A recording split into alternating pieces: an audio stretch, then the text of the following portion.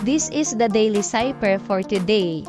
First, follow the arrow and tap 3 times. And there we go. The hamster button will turn red and we can get 1 million coins instant when we discover the word. Let's start. First, long tap and tap 2 times. And the first letter is letter D. And then tap. The second letter is letter E.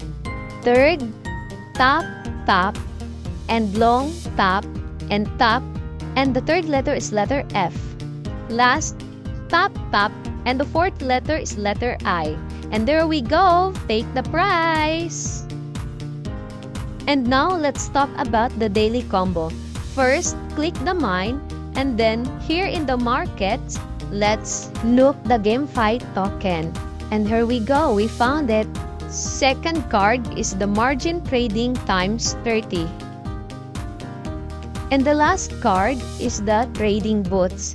So all of these 3 cards found here in the market. That's all for today. Please follow and share.